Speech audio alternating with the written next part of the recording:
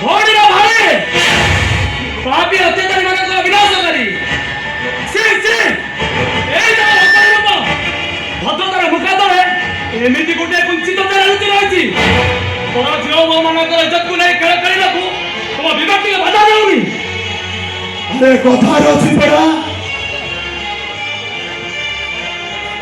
ଗରିବ ମାଇପ ସମସ୍ତଙ୍କ ସାରେ ଏମାନଙ୍କ ସହିତ ଖେଳ ଖେଳିବାରେ କ୍ଷତି କଣ? ଆମ ଭଳି ବଡ଼ମାନଙ୍କ ଉପଭୋଗ୍ୟ ପାଚିରେ ପାଇଁ ଏମାନଙ୍କ ଜନ୍ମ।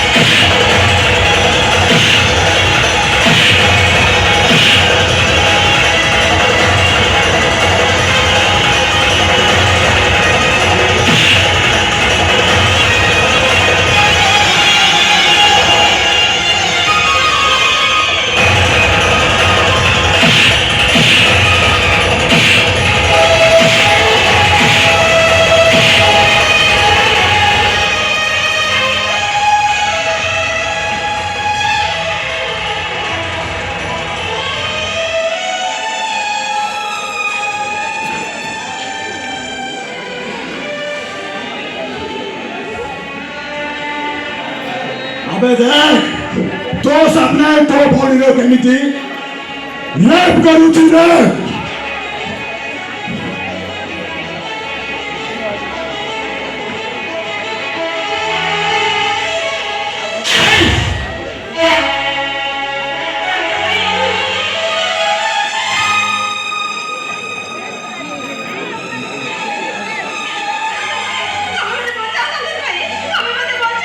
तोर किसी भय करबे नहीं, मु आसी जाइछि माने तोर किसी खाइके बाग देबिनी।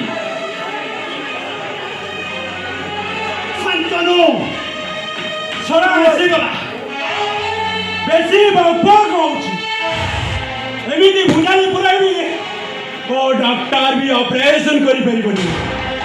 अरे भाई रिचार्ज चलो आजा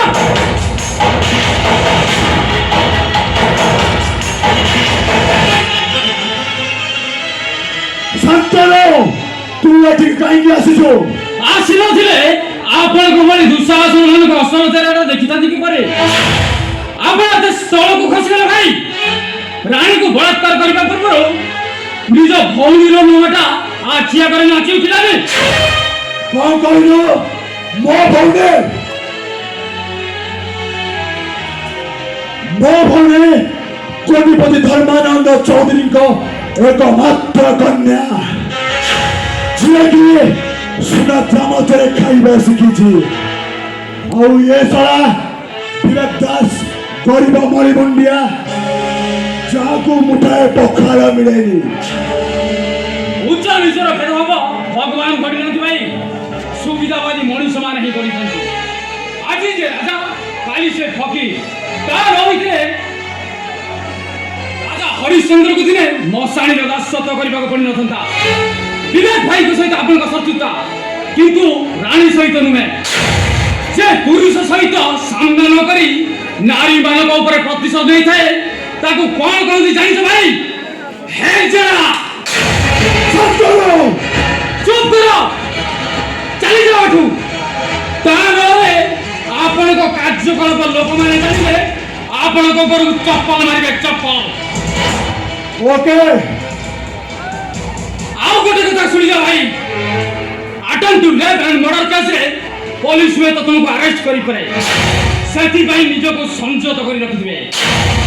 पुलिस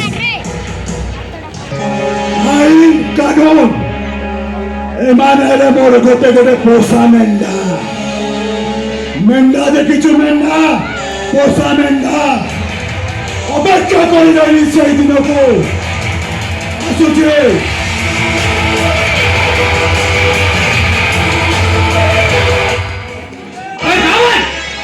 जुगुन धक्का मारी बाहर करबी। अबे जा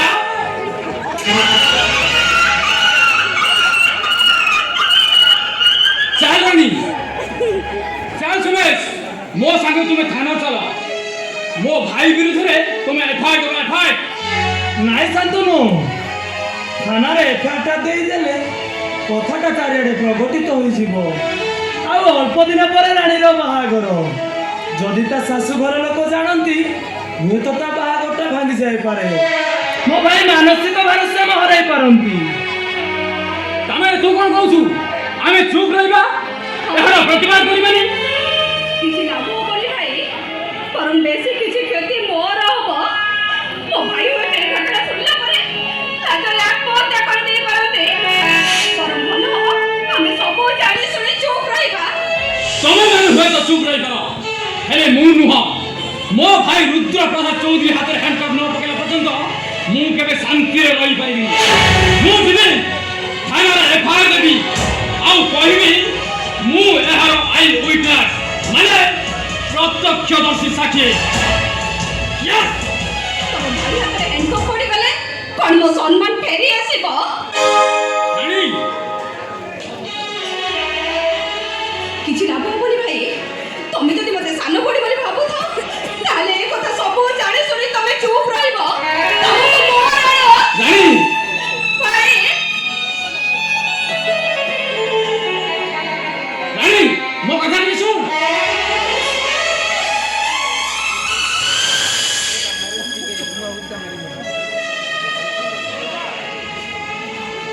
ତୁ ଯଦି ମତେ ତ ସାଙ୍ଗ ବୋଲି ଭାବୁଥାଉ, ତାହେଲେ ତୁ କଥାଟା କାହାରିକୁ କହିବୁନି, ନହେଲେ ଆମର ମାନ ସମ୍ମାନ ଚାଲିଯିବ। ଆମେ କାହାରିକୁ ମୁହଁ ଦେଖାଇ ପାରିବୁନି। ସାଙ୍ଗ ହିସାବରେ ତୋତେ ମୋର ଏତିକି ଅନୁରୋଧ। ସୁମେଶ, ଏ ହଉଛି ଆମ ଭାରତବର୍ଷ। ଏଠି ସମସ୍ତେ ଆମେ ସ୍ୱାଧୀନ। ଏଠି ହତ୍ୟା, ଧର୍ଷଣ, ଲୁଣ୍ଠନ ଭଳି ଅନେକ ଅନ୍ୟାୟ ଚାଲିଛି, କିନ୍ତୁ ପ୍ରମାଣ ଅଭାବରୁ ଅପରାଧୀ ନିର୍ଦ୍ଦୋଷରେ ଖଲାସ। ହେଲେ ମୁଁ ଛାଡ଼ିବିନି, ସାରା ଜୀବନ ସଂଗ୍ରାମ କରିବି, ଆଉ ଏହାର ପ୍ରତିବାଦ କରିବି। Yes!